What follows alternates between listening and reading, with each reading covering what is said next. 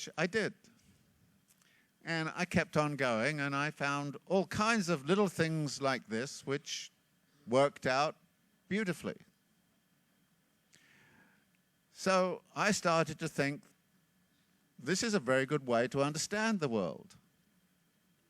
Even though the text is difficult at first. So I wanted to then take on the intellectual project of asking the question, is it possible to understand housing issues, urbanization issues in general, by using Marx? And in order to answer that question, I had to understand Marx. So that led me into eventually writing The Limits to Capital, which is not a book about contemporary capitalism. It's a book about Marx's theory of capital. I think that's very important to understand. And so I sought to reconstruct it. But in reconstructing that theory, I had to go beyond what was in Volume 1. I had to get deeply into Volume 2, which is about fixed capital formation and the turnover time of fixed capital. How long does it take for capital to come back out of housing investment? What are the consequences, and how can fixed capital be financed? Well, you need a credit system. So I had to go to Volume 3 to look at how Marx understood the credit system and the financial system. And most presentations on Marx did not deal with those questions. Above all, I had to go to the theory of rent and land value and property values. And most presentations on Marx ignored those questions. So what Limits to Capital did was to try to give an overview of all of Marx's theory, not only Volume 1, but Volume 2 and Volume 3, and also other economic texts like the 3 volumes of Theories of Surplus Value.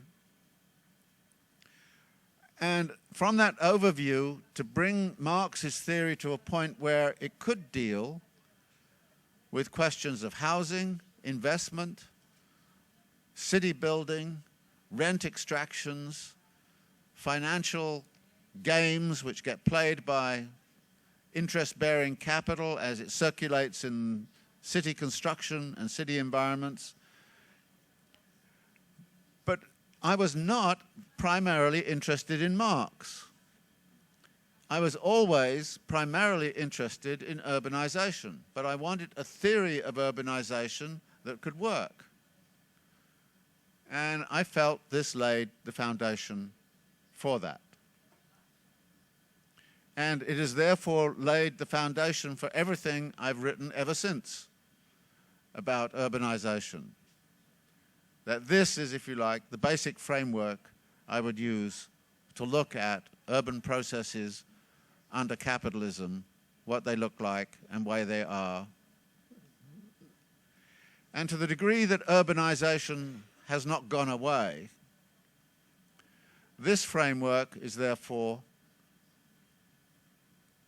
useful and continues to be useful precisely because it takes up all of those other elements in Marx's theory that are often ignored, Volume 2 of Capital in particular, and much of Volume 3, which is ignored.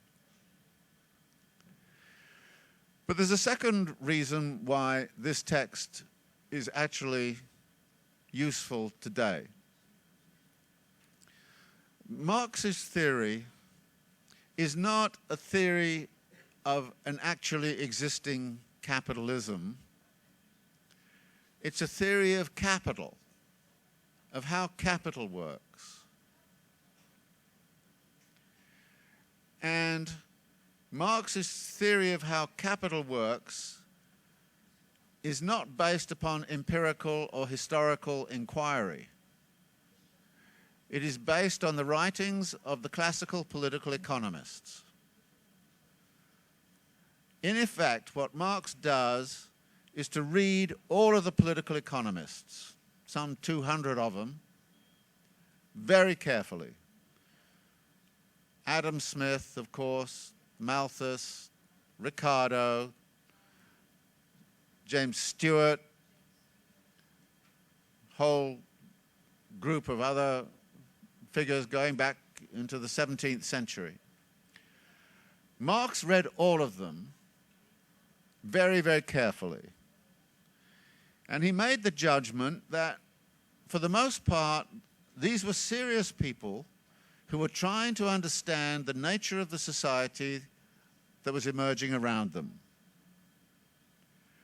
And that their writings could therefore form the raw material for an understanding of how capital worked.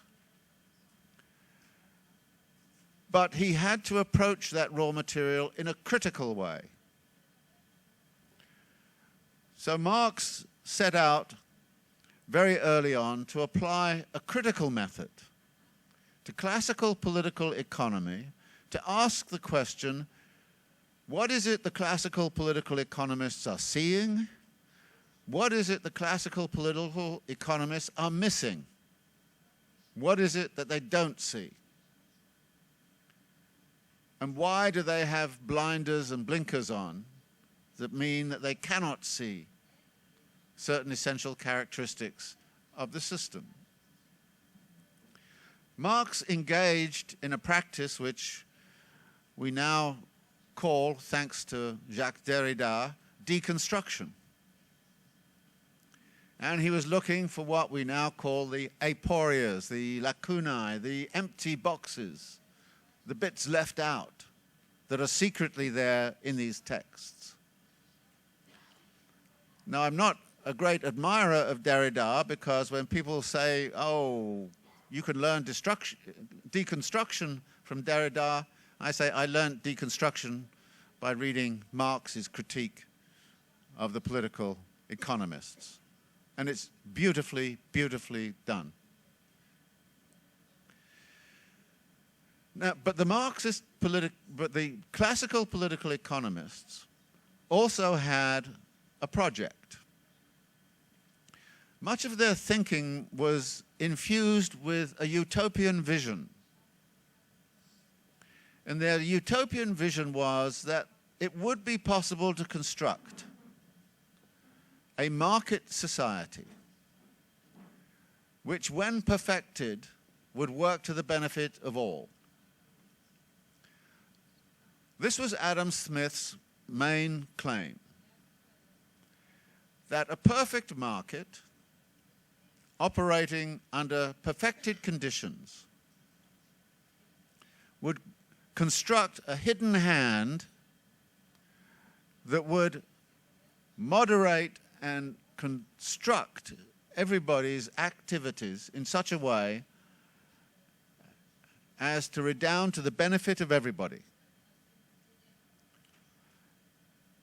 Adam Smith was giving advice to statesmen and was saying to statesmen, if you want your country to be wealthy, the best thing you can do is liberate your market.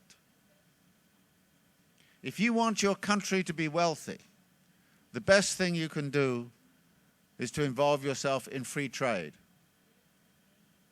This is what Adam Smith was saying. So what Marx does is to accept that utopian vision and say, all right, let us assume I'm dealing with a society which is based on a perfect market. That is chapter 2 of volume 1 of Capital. The structure of a perfect market. And throughout Capital, Marx always assumes that the market is operating in a perfect way. Well, we know markets don't work perfectly. And Marx was not stupid enough to think that markets were operating perfectly. What he wanted to do was to say the utopian vision of the classical political economists about capital is fatally flawed. I am going to show that the closer you get to a perfect market, the greater will be the wealth of the capitalist class and the greater will be the impoverishment of the working class. In other words, the perfected market will not act in such a way as to be to the benefit of all. A perfected market will simply benefit capital, not labor. And what Capital Volume 1 does is to show you step by step why that must be so. It is a brilliantly argued dialectical unfolding so that by the time you get to chapter 25 of Volume 1, Marx can say, if this kind of society is constructed in the way that Adam Smith and Ricardo and everybody else was seeking, if it was made that way, then the result would be an embarrassment of riches for the capitalist class and impoverishment, degradation for the working class. Now, is capitalist society constructed in such a way as to operate with perfected markets? In the 1960s, it was not. There was a great deal of state intervention in the markets. In some cases, of course, in Europe, you had nationalized industries. In some cases, you had a great deal of state planning. You had a great deal of redistribution of wealth and income going on, so that the social wage of the working class was engineered through the state apparatus. So if you're in a European country, you'd find yourself living under a social democracy in which monies were being taxed away from the wealthy and put to education, put to health care. So actually, in 1970, we were not living in a society that in any way related to a perfect market economy. But then in the 1970s, something interesting happened. A campaign was launched to say, this society which we live in is inefficient. It is not working. It is badly constructed. It is slow growth. Trade unions are too powerful. All of this redistribution of wealth is making people lazy. People are not thinking about how they should work. They're thinking about how they can just live without doing anything. And so suddenly we get, in the 1970s, the neoliberal project. And the neoliberal project has been to get the state out of the market,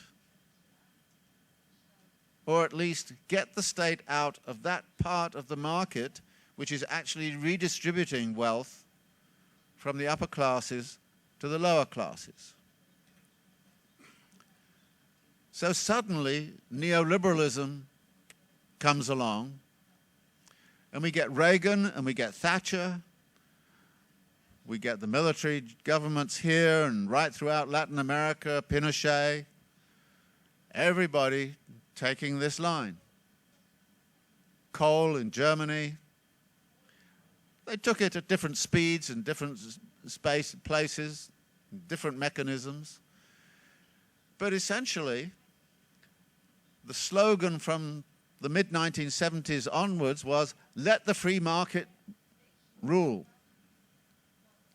If there's a problem, let the free market do it. In other words, it was a reinstallation of the utopian project of the classical political economists. And what did Marx say would happen if you did that? He said you'd end up with enormous wealth at one pole and enormous impoverishment at the other pole. What has happened? Look at the income data distributions in 1970 in almost any major capitalist country. Look at them now. Look at them globally, and you will see that Marx was right. When you went to a society which was founded on free market and free trade, there was a redistribution of wealth. And that redistribution of wealth is from the poor to the rich, not from the rich to the poor. Is that still going on? In 2012, Oxfam, the charity, estimates that the top 100 billionaires in the world, that includes people in Brazil, Mexico, Russia, China, India, Indonesia, the top 100 billionaires in the world increased their wealth by $240 billion in 1 year. 2012. In 2012, the mass of the population in the industrialized countries were getting poorer by a very considerable margin. They were losing on wages. They were losing on the social wage because everything from municipal services was being degraded in the name of austerity.